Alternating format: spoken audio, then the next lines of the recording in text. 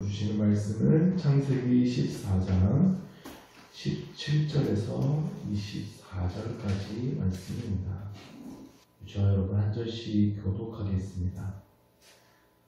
아브라함이 그돌라오멜과 그와 함께한 왕들을 쳐 부수고 돌아올 때에 소돔 왕이 사회 골짜기 곧 왕의 골짜기로 나와 그를 영접하였고 설교는 하나님의 세력이 뜻과 뜻들을 받아봤으니 그는 지극히 높으신 하나님의 제사장이었다. 그가 아브라함에게 축복하여 이르되 천지의 주제이시오 지극히 높으신 하나님이여 아브라함에게 복을 주옵소서. 형제들의 손에 주신 지극히 높으신 하나님을 찬송할지어다. 네, 아브라함이 그 어느 곳에서 십제를 멜기세덱에게 주었다.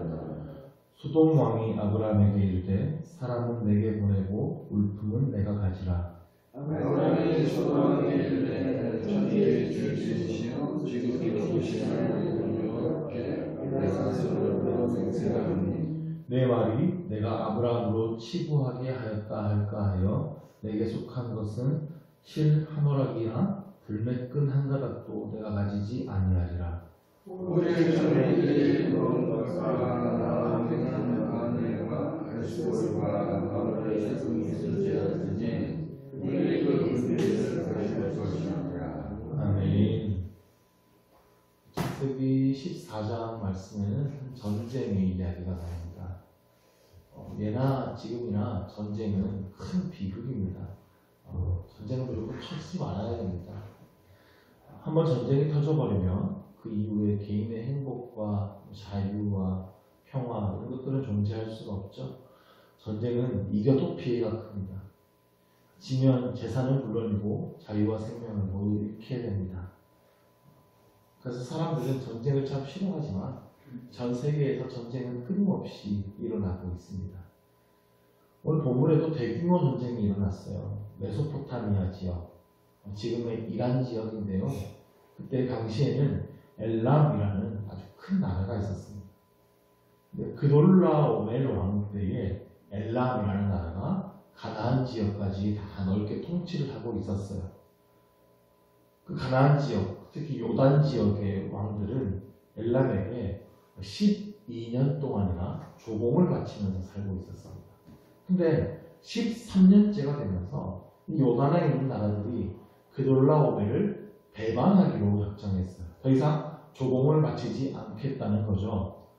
그러면 분명히 다시 군사를 이끌고 쳐들어올 텐데 요단 지역의 5국가가 도시국가예요. 5 도시국가가 힘을 합치면 그돌라오멜을 이길 수 있지 않을까라는 생각을 한 겁니다. 엘람왕 그돌라오멜이 쳐들어오는데요. 혼자 오지 않고 그 주위에 세 나라와 연합을 해서 가나안 땅으로 쳐들어왔어요. 그래서 엘람왕과 세 나라가 합쳤으니까 4나라 그리고 요단의 5나라 4대5로 전쟁이 벌어지게 된 거예요. 이게 이제 14장 초반부에 나오는 전쟁의 이야기입니다. 근데 이 가나안의 5 도시국가 중에는 소돔도 있었어요. 소돔에는 지금 누가 살고 있죠? 롯이 살고 있습니다. 그래서 이 전쟁이 성경에 기록됐습니다. 소돔과 고모라의 왕은 이 전쟁을 그냥 아무 생각 없이 준비하지 않았습니다. 나름의 대책이 있었어요. 그 메소포타미아 지역에서 소돔으로 들어오는 길목인 그 시딤 골짜기라고 하는 곳에는 역청 구덩이가 많았어요. 요즘에는 아스팔트 구덩이라고 하는데 끈적끈적한 늪이어서 여기에 빠지면 나오지를 못합니다. 그래서 이곳을 모래로 살짝 덮거나 나뭇잎으로 덮으면 이제 자연 함정이 되는 거예요. 근데 예상과 다르게 이 엘람의 연합군이 삥 돌아서 이곳을 오지 않고 남쪽으로 삥 돌아서 치고 올라갔어요. 그러니까 갑자기 도망을 북쪽으로 가게 되는데 그 도망가던 소돔 군사들이 자기가 파놓은 그 역청 구덩이에 빠지고 마는 거예요. 자기가 놓은 것에 자기가 걸리게 된 것인데 이게 그렇게 가나안 연합군이 패배를 합니다. 문제는 그 소돔성에 롯이 산다는 것이죠. 전쟁에서 패했고 롯과 롯의 가족들이 전부 다 포로로 끌려갔습니다. 그의 많던 재물도 당연히 다 빼앗겼습니다. 롯이 자기 스스로 판단했을 때 좋아 보이는 땅으로 갔는데 이렇게 한순간에 망하게 된 거예요. 인간의 생각으로 좋아 보이는 것은 결국 다 이렇습니다. 우리는 미래에 어떤 일이 벌어질지 알 수 없지 않습니까? 오직 온땅의 주관자이신 하나님, 시간의 주관자이신 하나님께 우리 인생을 내어 맡기는 것이 가장 지혜로운 방법입니다. 자, 이 전쟁에서 도망친 한 사람이 아브라함에게 찾아왔어요. 그가 롯이 지금 포로로 끌려갔다는 소식을 전해줍니다. 그러면 아브라함이 뭘 할 수 있을까요? 이게 5국가와 4국가가 벌인 전쟁이에요. 그러니까 아브라함 한 명이 감당할 수 없는 일입니다. 안타깝게 됐다. 그러면서 기도하는 것 말고는 방법이 없죠. 근데 아브라함이 집에서 길리고 훈련된 자 318명을 거느리고 쫓아갑니다. 자, 이전까지 창세기 본문에서 아브라함이 싸움을 하거나 전쟁을 벌인 일이 있었습니까? 없었죠. 아마도 아브라함이 훈련시킨 이 사람들은 가나안 땅에 다시 돌아온 이후에 자기 재산과 가족들을 보호하기 위해서 훈련시킨 사람들이었을 거예요. 가나안 땅에서 자리를 잡고 살아가려면 꼭 필요한 보호장치였을 겁니다. 근데 그 병력이 개인이 가진 병력이니까 4개 국가 연합군에 비할 전력이 절대 아니죠. 5개 도시국가 연합군도 버텨내지 못했는데 무슨 힘으로 이기겠습니까? 근데 아브라함이 쫓아갔어요. 그럼 그런 배짱은 어디서 나왔을까요? 비결 딱 2가지입니다. 사랑과 믿음이에요. 롯에 대한 사랑이 있었어요. 동생이 일찍 죽는 바람에 아브라함이 그 아들 롯을 자기 자식처럼 키웠습니다. 그 롯에 대한 그 애틋한 사랑이 있었기 때문에 그 땅을 고를 때도 롯에게 먼저 선택하라라고 양보했어요. 자식이 사로잡혔다는 소식을 듣고 가만히 있을 부모가 있을까요? 아브라함은 롯에 대한 사랑으로 쫓아간 겁니다. 또 한 가지는 하나님에 대한 믿음이에요. 하나님께서 나와 함께 하신다라고 하는 믿음이 있었기 때문에 즉시 쫓아갈 수 있었습니다. 물론 318명이라는 숫자도 많은 수지만 4개 강대국의 연합이에요. 상대가 될 리가 없습니다. 그런데 아브라함에게는 전능하신 하나님에 대한 믿음이 있었어요. 그 하나님에 대한 확신이 그를 담대하게 만든 겁니다. 아브라함은 아무 계획 없이 그들과 부딪히지 않았습니다. 15절 말씀에 보면 그와 그의 가신들이 나뉘어 밤에 그들을 쳐 부수고라고 합니다. 밤에 기습작전을 펼친 거예요. 숫자가 적으니까 기습작전으로 해결한 것이죠. 사사기에서 기드온의 300용사들이 미디안을 칠때하고 비슷합니다. 아브라함이 이 기습작전을 펼쳤고 성공했어요. 그렇게 포로로 끌려간 사람들과 재물들을 찾아오게 됩니다. 엄청난 승리였어요. 근데 이 기적 같은 승리를 거두고 돌아오는데 소돔 왕이 아브라함을 영접합니다. 그게 오늘 우리가 읽었던 말씀입니다. 개선 장군을 환영하면서 맞이하는 것 같은 모습인데요. 근데 그 뒤에 또 한 사람이 등장합니다. 살레와 멜기세덱이죠. 오늘 우리가 읽은 이 본문에는 이 소돔 왕과 멜기세덱, 이 2사람이 아브라함을 맞이하는 그 대화의 내용이 분명하게 대비되어서 등장하는데요. 먼저는 멜기세덱입니다. 이 멜기세덱에 대해서는 굉장히 설명할 부분들이 많지만 이 새벽 시간에 자세히 다룰 수 없기 때문에 간단하게 설명하고 넘어가자면 그는 살렘이라는 곳의 왕이고요. 지극히 높으신 하나님의 제사장이라고 소개됩니다. 살렘은 샬롬, 평화라는 뜻입니다. 그래서 평화의 왕이에요. 그게 멜기세덱이라는 이름의 뜻이 이 의미입니다. 평화의 왕, 그리고 의의 왕이 하나님을 섬기는 제사장이라는 겁니다. 그가 지금 떡과 포도주를 가지고 나왔어요. 그래서 이 멜기세덱이요, 영적인 의미로 들어가면 예수 그리스도를 상징하는 의미입니다. 그가 예수님이라는 뜻이 아니라 히브리서 7장에 보면 예수님을 멜기세덱의 반차를 쫓아 영원한 제사장이다 라고 그렇게 예수님을 소개해요. 그러므로 멜기세덱은 하나님을 섬기는 제사장이고요, 경건한 사람이고요, 이 훗날에 오실 예수님을 상징하는 인물이 됩니다. 자, 이 멜기세덱이 아브라함을 축복하면서 했던 말에 주목해야 돼요. 19절인데요. 천지의 주제이시오 지극히 높으신 하나님이여 아브라함에게 복을 주옵소서. 너희 대적을 내 손에 붙이신 지극히 높으신 하나님을 찬송할지어다. 천지의 주제라고 하는 말은 하나님께서 온 땅을 창조하시고 다스리신다 이런 의미죠. 그 지극히 높으신 하나님께서 너의 대적을 내 손에 붙이셨다라고 선언하고 있습니다. 아브라함이 승리를 거둔 것은 하나님 덕분이다라고 하는 것을 분명히 하는 거예요. 그래서 전쟁에서 이긴 아브라함을 높이는 것이 아니라 하나님을 높이고 있습니다. 아브라함이 이 전쟁에서 이기고 조금 마음이 우쭐해졌을 수도 있어요. 진짜 그가 이길 수 있다고 100% 확신했을까요? 근데 정말 믿었거든요. 그러니까 한편으로는 하나님께서 도와주셨어. 이거 정말 하나님의 은혜야 라고 생각할 수 있지만 또 한편으로는 오, 이거 대단한데?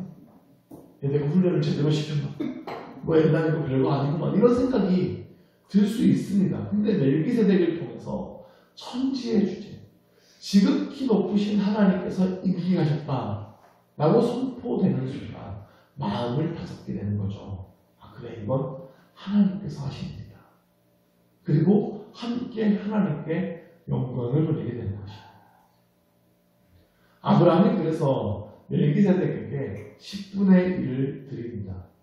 여기서 최초로 11조에 대한 이야기가 등장하게 되죠.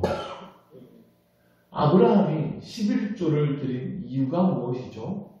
이것은 내 힘으로 얻은 재물이 아니라 전적으로 하나님께서 주신 것이다 라고 하는 믿음의 고백이에요. 그게 11조입니다. 10분의 1은 하나님 것이고 나머지 9은 내 것이 되는 것이 11조가 아닙니다. 모든 것이 하나님의 것이고 모두 하나님께서 주셨다라고 하는 고백으로 드리는 게 11조예요. 그래서 11조는 하나님의 은혜를 모르는 사람에게는 이거 정말 아깝습니다. 내 것에서 10%나 떼어서 드리는 거니까 이거 얼마나 아깝겠어요. 그런데 모든 것이 하나님의 것이다. 모든 것이 다 하나님께서 나에게 주신 것이다 라고 믿으면 10%만 드리는 게 아까울 리가 없죠. 더 드려도 아깝지 않은 겁니다. 11조는 나의 삶을 다스리시는 그 하나님의 주권, 이 하나님의 주권을 인정하는 믿음의 고백입니다. 그래서 물질을 주인 삼지 않습니다. 내 욕심대로 나머지 그 10분의 1을 사용하는 것이 아니라 하나님의 뜻대로 사용하게 됩니다. 이것도 하나님의 것이니까요. 나에게 있는 것은 내 것이 아니라 하나님께서 잠시 나에게 맡겨주신 것이라는 이 청지기의 정신으로 살아가게 만드는 것이 바로 11조입니다. 아브라함의 이 믿음이요, 소돔 왕과의 대화에서 분명하게 드러납니다. 소돔 왕은 아브라함에게 이렇게 말했어요. 사람은 나에게 보내고 물품은 네가 가지라. 소돔 왕이요, 아브라함에게 와서 교묘한 제안, 거래를 하는 것인데, 아브라함이 찾아온 물질, 그것은 원래 소돔 왕의 것이 맞아요. 소돔 왕이 빼앗긴 걸 가지고 온 거예요. 근데 전쟁에서 승리한 자에게는 그 전리품을 가질 권한이 있어요. 그러니까 이 물질은 엄밀히 따지면 아브라함 것입니다. 원래는 소돔 왕 것이었지만 아브라함이 찾아왔기 때문에 아브라함 것이에요. 근데 소돔 왕은 그것이 마치 자기 것인 것처럼 행세하면서 사람은 나에게 보내고 물질은 당신이 가져라 라고 말합니다. 자, 그렇게 되면 아브라함과 소돔 왕이 일종의 거래를 한 게 돼요. 둘이 거래를 했다는 것은 동맹을 맺었다는 뜻이 됩니다.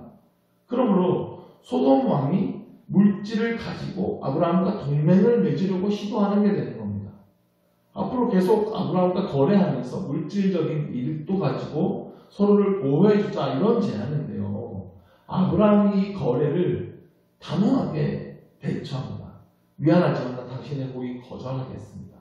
당신하고 동맹을 맺지 않습니다. 왜냐하면 당신이 나를 치부하게, 그러니까 부자로 만들었다고 말할 것 같아서 그렇습니다. 당신은 나의 인생을 책임져주는 사람이 아닙니다. 라고 말하는 거예요. 나의 인생을 책임져 주시는 분, 나에게 물질을 주시는 분, 나를 축복하시는 분은 오직 하나님이시라고 선언한 겁니다.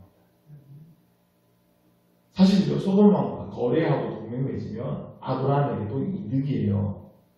롯이 봤던 것처럼 소돔 땅은 아주 풍요로운, 지리적으로 풍요로운 지역에 위치하고 있습니다. 동맹을 맺고 거래하고 서로 보호해주고 그러면 경제적인 이득도 볼 수 있고 좋습니다. 어디 하나 발붙일 곳이 없었던 아브라함에게 이거 솔깃한 제안이죠. 근데 아브라함이 그렇게 하지 않았어요. 당신이 나를 구하게 하는 것이 아닙니다. 당신이 나를 보호해 주는 게 아닙니다. 오직 하나님만이 나의 공급자 되시고 하나님만이 나를 지켜주십니다라고 고백한 거예요. 그리고 전쟁으로 얻었던 그 모든 전리품을 소돔에게 그냥 돌려줍니다. 우리는 당신과 아무런 관계가 없다는 것을 나타낸 것이죠. 이 지금 시대에 가장 강력한 우상이 돈이라고 말하죠. 근데 요즘만 그런 게 아닙니다. 원래 모든 우상 숭배의 근원에 물질적인 풍요가 있어요. 자기의 이익을 위해서, 자신의 풍요를 위해서 우상을 만들고 절하는 것이죠. 우리 그리스도인들은 이 유혹에서 자유해야 합니다. 나의 삶의 주인이 물질이 아니고 하나님이라는 것을 믿는다면 우리는 물질로부터 자유할 수 있는 겁니다. 아브라함처럼 그렇게 선포해야 돼요. 물질이 나의 주인이 아니고 하나님이 나의 주인이시. 나의 모든 필요를 채우시는 분은 세상이 아니라 하나님이십니다. 천재를 창조하시고 다스리시는 하나님, 지극히 높으신 하나님이 나의 공급자가 되시고 나를 보호하시는 분이 되시고 그분이 나의 아버지가 되신다는 사실을 선포해야 합니다. 이 믿음이 진실로 우리 삶에서 고백되어질 때에 우리 안에 진정한 감사가 넘쳐나게 될 줄로 믿습니다. 우리 삶의 물질로 인한 걱정과 염려는 떠나갈 것입니다. 더 이상 물질 때문에 고통받는 염려하는 삶을 살지 않게 됩니다. 자유하게 되는 겁니다. 그리고 때를 따라 붙는 은혜로 필요를 따라 우리에게 풍성하게 채워주시는 하나님의 은혜를 경험하게 될 줄로 믿습니다. 기도하겠습니다. 하나님 아버지, 우리는 여전히 전쟁 같은 세상에서 살아가고 있습니다. 이런 우리를 긍휼히 여겨주시옵소서. 평화의 왕으로 오신 예수님을 바라보므로 그 예수님을 의지함으로 우리 삶에도 주님의 평강이 가득하기를 원합니다. 우리 가정에도 주님의 평강이 가득하기를 원합니다.